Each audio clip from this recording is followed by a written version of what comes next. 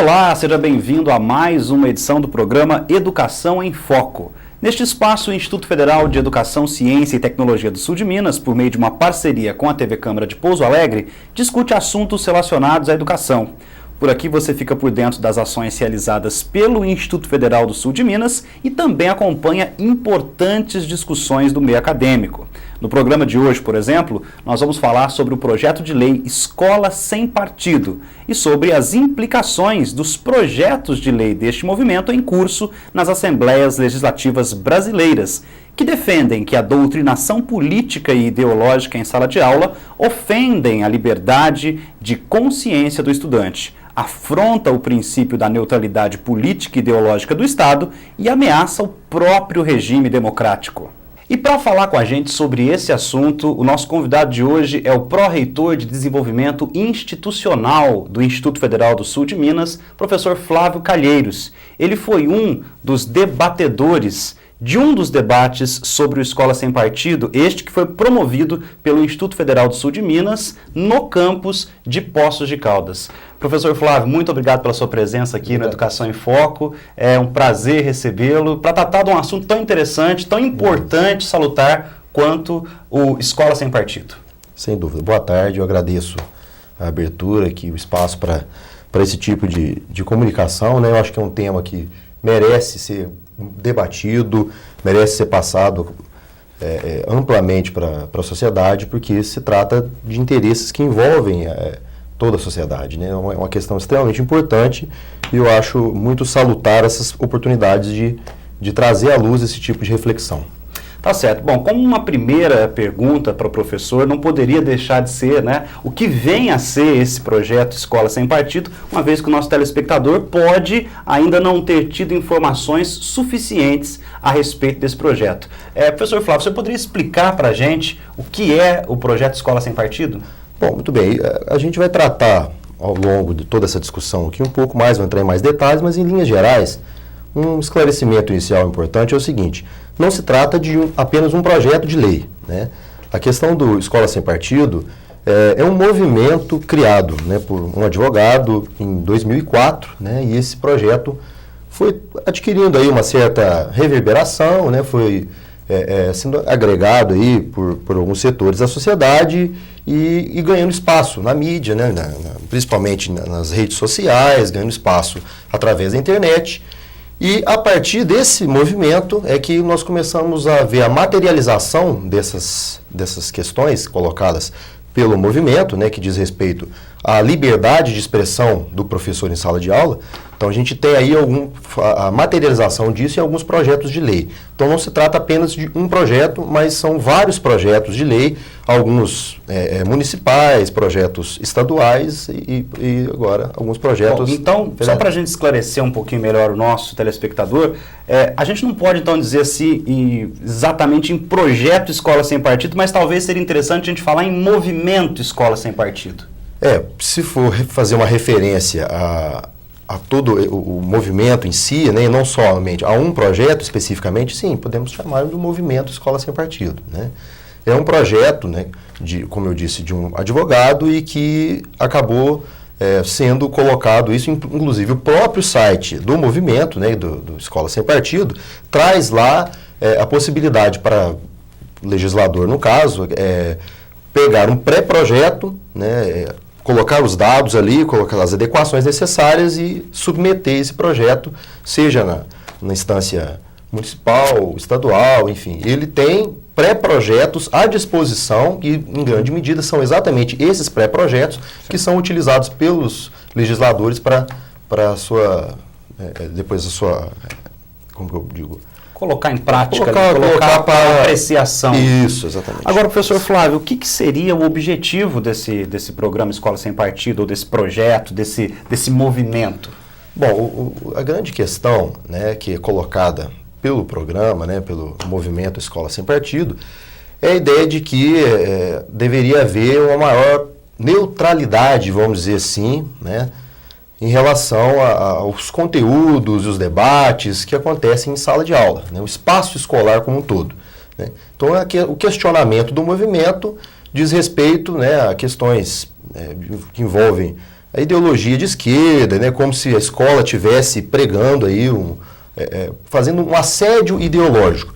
Então eles partem do pressuposto desse assédio ideológico e com uma pretensa ideia de neutralidade, defender uma suposta neutralidade, né, o que é um grande equívoco. Né? Essa neutralidade, ela não existe, ou ela existe? Não existe. Existe alguma escola ou algum tipo de ensinamento, alguma informação que eu possa passar para algum aluno e que não tenha em si uma carga ideológica?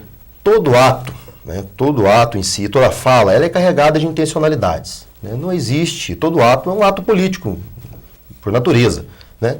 Então, uma educação, ou seja, lá em qual outra forma aí na vida social, não dá para a gente entender que não exista algum tipo de pressuposto ideológico, um pressuposto, uma concepção de mundo por trás daquilo ali. Então, palavras, atos, trazem intencionalidades, trazem visões de mundo. Portanto, não tem como a gente falar de algum tipo de conhecimento a priori. Né? Não existe. Todo conhecimento tem ali relações de poder, tem ali inseridos nele concepções de mundo e, portanto, são atos políticos por natureza.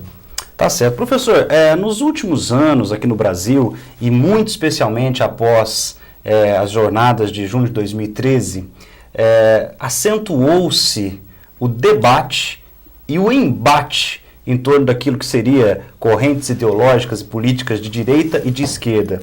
Muitas pessoas, aliás, todas as pessoas, até desde grandes juristas, grandes especialistas, grandes filósofos, até mesmo as pessoas que estão sentadas ali na mesa do bar, sim, elas são convidadas a opinar, a expressar a sua opinião a respeito do que vem a ser a direita, a esquerda, os embates políticos, mesmo às vezes não sabendo do que se trata, não sabendo o que é direita, não sabendo o que é esquerda, não sabendo às vezes nem o que são e de onde originaram esses termos e essas nomenclaturas, mas está todo mundo dando opinião sobre isso. Sim. Na sua ótica, esse projeto, ele é um projeto que visa realmente a neutralidade ou a grande questão é um combate de uma direita conservadora, de repente dominante, talvez, ou de repente acuada, porque nos últimos anos nós tivemos um governo que foi classificado como de esquerda, tomando conta das questões federais, e agora então, como numa espécie de revanche, ou numa espécie de contra-ataque, ou até mesmo de reação, vem um projeto que na verdade não é neutro, mas sim um projeto de ideologia de direita combatendo a ideologia de esquerda. Seria mais ou menos isso? Concordo com essa sua colocação.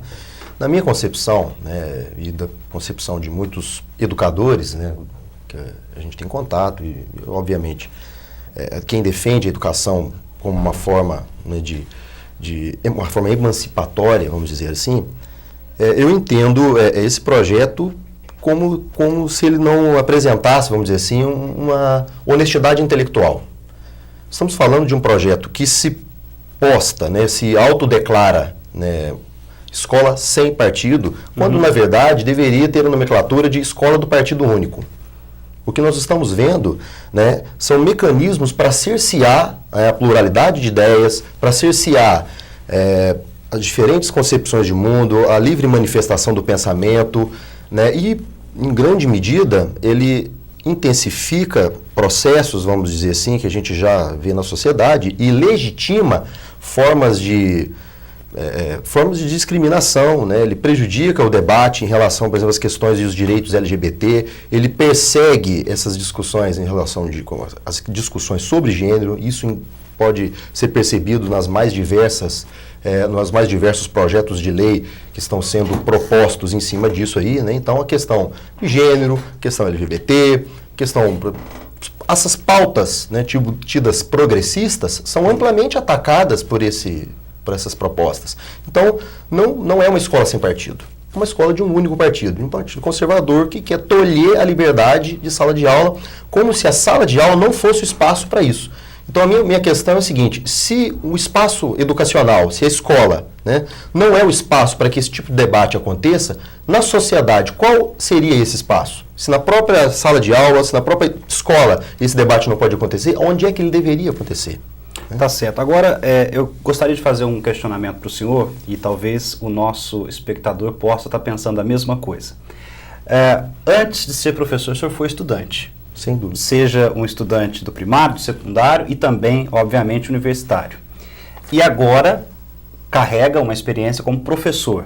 O senhor acha que um professor, ou melhor, o senhor acha que um estudante, que um jovem brasileiro hoje, ele não teria condições de discernir aquilo que um professor fala dentro de sala de aula? O senhor acha que um jovem hoje, ele é tão vulnerável assim, a ponto de repente, assistir a um professor que faz uma propaganda de um partido de esquerda, ou assistir a um professor que faz uma propaganda de um partido de direita? O senhor acha que um aluno hoje, um jovem hoje, ele não tem condições de olhar para aquele professor e dizer: não, eu tenho um pensamento crítico sobre esse professor, ou eu tenho um pensamento crítico sobre essa ideologia que ele está me passando, e eu tenho outros mecanismos de informação. O aluno, ele é tão vulnerável assim, o aluno ele é tão manipulável assim nas mãos de professores, a ponto de ter que criar-se um movimento dessa natureza? Para a gente esclarecer, inclusive, para chegar na sua colocação, eu acho interessante que a própria concepção, né, educacional que está posta aí por esse programa, né, por esse projeto, ela é uma concepção bastante complicada, bastante questionável e de um debate bastante, eu diria até superado dentro das políticas educacionais, porque ele pensa o educando como uma figura passiva diante dos processos. Diante do processo educacional, da construção do conhecimento. Não há construção do conhecimento dentro da matriz, dentro da concepção educacional posta por esse programa. A ideia é de que o educador, né, no caso, o professor, ele não está ali para educar, ele está ali para instruir. Então ali você tem uma cisão ali entre a ideia de educar e de instruir. Então a ideia é de que o conhecimento é passivo. O aluno está ali recebendo passivamente informações e ali ele sofre esse assédio ideológico, né? Essa forma de que ele não tem ele vai condições... sair daí um líder sindical ou uma pessoa que questiona as relações de trabalho só porque ele teve acesso a essas informações do professor. Pois é extremamente complicado isso aí, porque obviamente você tem alunos com maior capacidade de análise crítica do que outros. Isso é normal. Agora, dizer que o aluno ali é uma figura passiva diante das informações que estão postas ali, né? Temos que levar em consideração que o aluno também tem a sua concepção de mundo, né? Ele tem ali alguns elementos que já compõem o que Pierre Bourdieu, por exemplo, nos brindou aí, dentro da sua teoria praxeológica, de hábitos, né? O hábitos é essa concepção de mundo, que ela é construída desde que nós nascemos, né? Vamos recebendo as primeiras informações e aos poucos, na nossa experiência de vida, nós vamos adquirindo. Então, a todo instante, a gente está internalizando externalidades, que é esse mundo social que está à nossa volta, e ao mesmo tempo, ele está externalizando as internalidades que compõem o seu ser. Ele está transformando também o meio em que ele está inserido. Se você disser que o aluno é apenas uma figura estática, passiva, diante das informações, você está desconsiderando todo esse processo dinâmico que eu acabei de expor aqui. Você estaria roubando até a humanidade do aluno, né? Se você imaginar que ele é inerte e passivo. Está privando ele, né, do debate, está privando ele das possibilidades de questionamento, do contraditório, né? Você está tirando isso dele, né?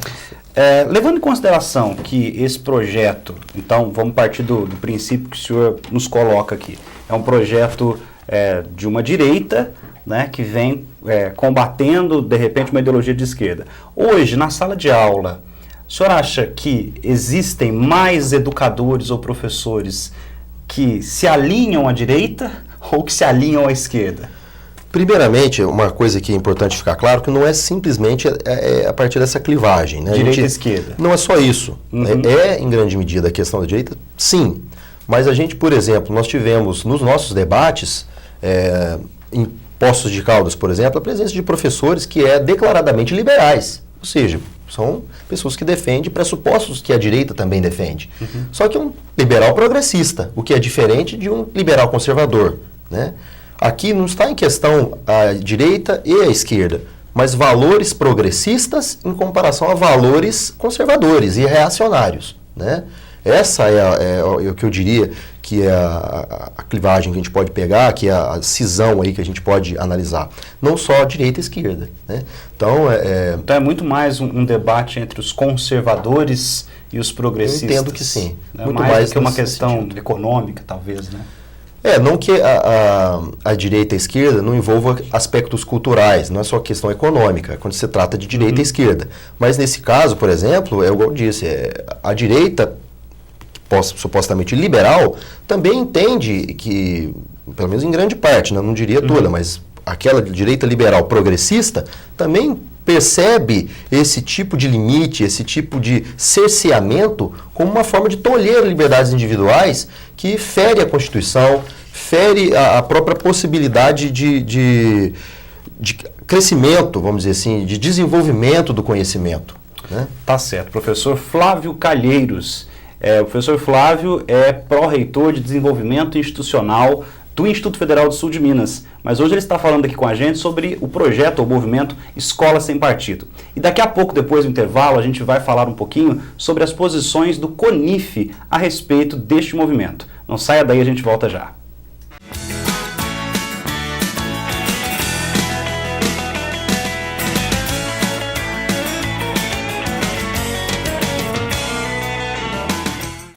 Você quer falar? A Câmara Municipal de Pouso Alegre quer te ouvir. Para que serve a ouvidoria da Câmara? A ouvidoria serve para você fazer críticas, elogios, reclamações ou pedir informações aos vereadores ou qualquer outro setor da Câmara Municipal. Mas como que eu faço para ter o contato com a ouvidoria? Você pode mandar um e-mail para a ouvidoria, ouvidoria@cmpa.mg.gov.br. Entrar na nossa página no site da Câmara Municipal, ligar para o telefone 35 3429 6521 ou ainda vir pessoalmente à Câmara Municipal, na Avenida São Francisco, número 320, Primavera. Participe do desenvolvimento da sua cidade. A ouvidoria está pronta para atender você. Visite o site da Câmara na internet e fique por dentro de tudo que é notícia no Legislativo. Além de conhecer os vereadores, aqui você tem acesso aos principais assuntos debatidos na Casa, ao portal da Transparência e muito mais. Acesse www.cmpa.mg.gov.br. Debates, entrevistas, entretenimento, jornalismo, cultura e utilidade pública. Há 6 anos no ar. TV Câmara de Pouso Alegre, agora também na internet. TV Câmara, a cada dia mais perto de você.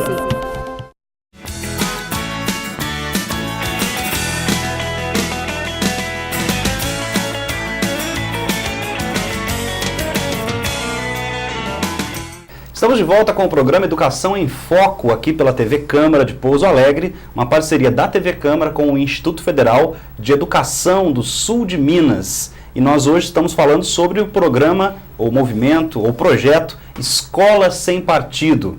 E para falar com a gente sobre esse assunto, nós estamos recebendo o professor Flávio Calheiros, do Instituto Federal do Sul de Minas, e que participou de um debate a respeito do programa Escola Sem Partido no campus de Poços de Caldas. Professor Flávio, eu gostaria de tocar num ponto que eu acho que é importante para o âmbito do Instituto Federal, que é o Conselho Nacional das Instituições da Rede Federal de Educação Profissional, Científica e Tecnológica, que é o CONIF, que, para quem não sabe, é uma instituição que congrega os reitores dos institutos federais, né, e diretores de outras instituições da rede federal. E o CONIF, ele fez uma nota de repúdio ao projeto Escola Sem Partido. Então, é como se fosse uma posição unificada dos institutos federais, são dezenas e dezenas de institutos federais no Brasil todo, né?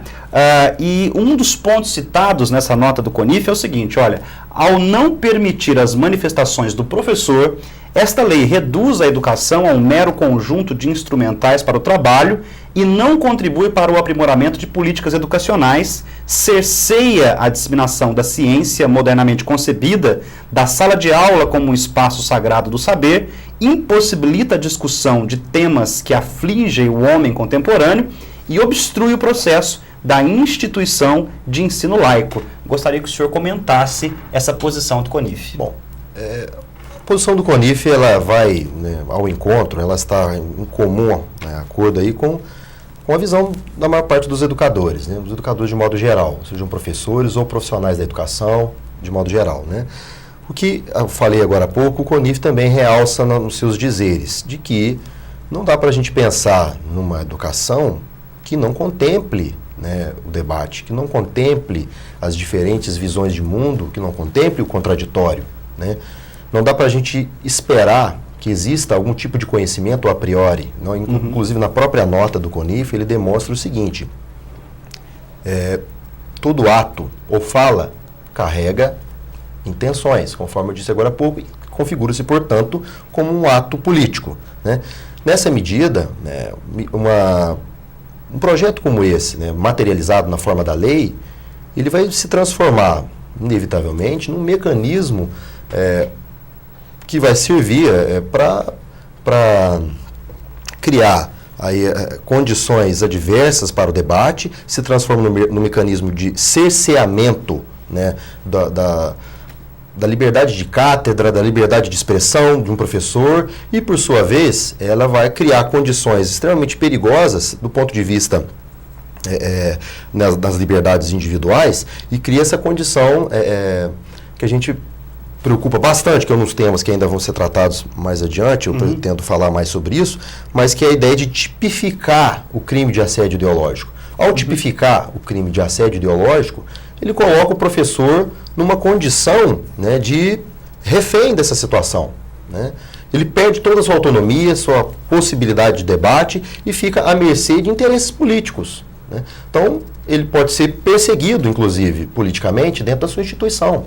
Isso tira completamente a possibilidade do enriquecimento do debate, do contraditório, das posições adversas, que é algo extremamente importante, saudável e necessário dentro de uma democracia. Bom, o senhor falou em tipificar, ou seja, tornar crime Sim. a atuação do professor. A Constituição do Brasil, a Constituição Federal de 88, ela fala em liberdade de expressão, liberdade de crença, e, portanto, ela segura esses princípios da liberdade de expressão, liberdade de crença, enfim, a liberdade de consciência, a liberdade de você acreditar naquilo que a sua consciência lhe convém acreditar. Então, a minha pergunta é, apesar de já esperar uma resposta, mas eu tenho que lhe perguntar, esse projeto é inconstitucional e baseado em quê? Se o senhor me disser que é inconstitucional, que o senhor diz que ele é inconstitucional? Bom, primeiramente, eu não sou, né, um jurista, não tenho a formação necessária para eu afirmar isso de forma emblemática, mas uma coisa importante é que no capítulo 3 da Constituição Federal, no seu artigo 206, né, diz o seguinte, no item 2, a liberdade de aprender, de ensinar, pesquisar, divulgar o pensamento, a arte e o saber. Né? E no inciso 3, o pluralismo de ideias, de concepções pedagógicas e coexistências de instituições públicas privadas de ensino. Ou seja, liberdade de aprender e de ensinar. Né? Essa dupla, vamos dizer assim, condição é fundamental para o desenvolvimento do conhecimento, para o desenvolvimento do aprendizado, para o processo de construção do conhecimento. Não existe a liberdade de aprender sem a liberdade de ensinar. Uma vez que você tolhe a liberdade de ensinar, você está limitando as possibilidades de construção do conhecimento, então você também, naturalmente, está prejudicando a capacidade de aprendizado. Você está prejudicando o processo de construção. Né, que é dinâmico, né, não é passivo, não é meramente instrução o que a gente faz em sala de aula, o que a gente faz dentro do espaço escolar.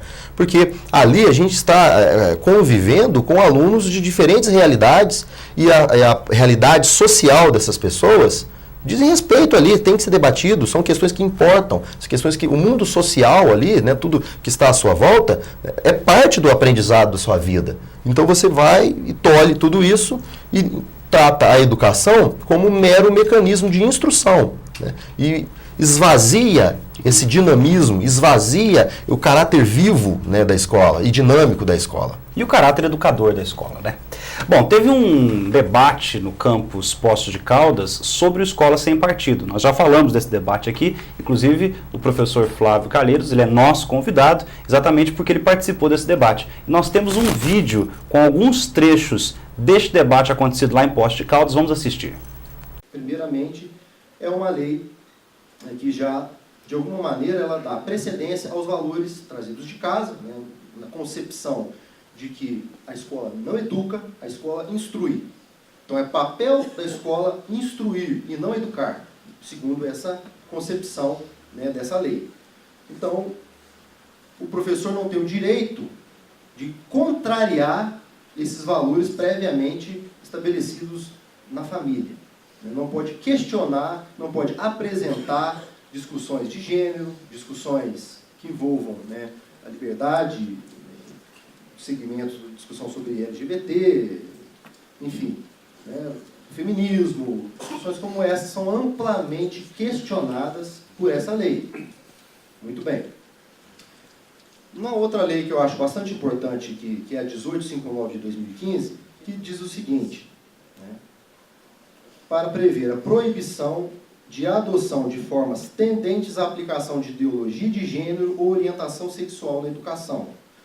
O parágrafo único que ela implanta é o seguinte: a educação não desenvolverá políticas de ensino, nem adotará currículo escolar, disciplinas obrigatórias ou mesmo de forma complementar ou facultativa que tendam a aplicar a ideologia de gênero, o termo gênero ou o termo orientação sexual. Ou seja, impede que seja falado o termo gênero. Bom, a gente viu aí um trecho do debate ocorrido lá em Poços de Caldas. Professor Flávio, a gente percebe que na sua fala, né, nós destacamos aqui alguns pontos que eu acho importante, que você fala de criminalizar, né, que o Escola Sem Partido criminaliza os docentes que apresentam discussões sobre gênero, feminismo, sincretismo religioso e questões LGBT, por exemplo. Você levantou ainda a questão de que as leis ainda criticariam o movimento estudantil, dizendo que o mesmo seria uma massa de manobra de partidos de esquerda. O que é que o projeto Escola Sem Partido fala a respeito desse assunto, efetivamente? Primeiramente, em relação à questão da criminalização, né, tem alguns dos projetos, né, de lei, porque, como eu disse a vocês, não é apenas um projeto de lei, mas são vários, né? Tem um especificamente que a função é tipificar, né, o crime de assédio ideológico, né? Esse, eu diria que é um elemento gravíssimo, né, porque ele dá condições, né, para censura, né, coloca o professor, como eu disse agora há pouco, numa situação de temeridade, uma situação de que está a todo momento com a espada na cabeça. Uhum. Porque os alunos também, da mesma forma que concordam com as posições que determinados professores expõem, na medida em que ali é um debate, né? Você pode também usar dessa discussão, usar de certos dizeres, porque aqui no projeto você tem inúmeras questões, por exemplo, né, em que você não pode sequer tratar do termo gênero, né, questão de diversidade sexual, o termo não pode ser utilizado em alguns dos projetos de lei. Então, se você utilizar o termo diversidade sexual, né, você já está infringindo a lei, então você já está dando condições para você ser perseguido. Passam a ser assuntos oficialmente proibidos. Então, a questão que eu coloco é a seguinte: como que algo se coloca como plural, né, neutro, e ao mesmo tempo impede que esse tipo de questão sequer seja citada, né? A palavra não pode ser utilizada. Então, tipificar o assédio ideológico a partir desse tipo de pressuposto, né, é colocar o professor numa condição de estar em constante ameaça. É uma censura prévia. Você já está censurado de antemão. Usou desse termo, você já está à margem, aí já está à mercê, né, das intenções políticas de algum gestor ou de alguma outra figura fora da própria escola. Das penalidades. Das penalidades da lei. Cabíveis, né, inclusive, num caso desse que poderiam caber. E o que é bastante grave é que quem vai fiscalizar isso aí, né, na medida, o programa mesmo estabelece isso, são os próprios alunos. Coloca o aluno numa posição de fiscalizador e denunciante, né, dessas práticas, como se fossem práticas criminosas. Né? É um absurdo, é uma situação extremamente complicada. E, por outro lado, dentro da sua questão aí sobre o movimento estudantil, né, ele coloca como se o movimento estudantil fosse massa de manobra, né, e ele faz até uma metáfora com um cavalo, touro mecânico, né, como se os partidos de esquerda que controlassem esse touro mecânico, que seria o movimento estudantil. Né. O movimento estudantil é sabido, historicamente conhecido como espaço, assim como outros movimentos sociais, como espaço fundamental para a construção, aprimoramento da democracia. É um espaço de luta democrática. Você tentar descaracterizar um movimento como esse, tentar desconfigurar esse tipo de movimento e cercear, né, as possibilidades de manifestação, a quem interessa isso? É um questionamento importante. A quem serve esse tipo de censura, esse tipo de mecanismo de cerceamento? A quais interesses esse tipo de cerceamento interessa? Né? Eu acho que isso que é importante a gente refletir quando se trata de escola sem partido. Porque a nomenclatura dele é muito enganosa. Você traz escola bonita, sem partido. Né? Bonito, né?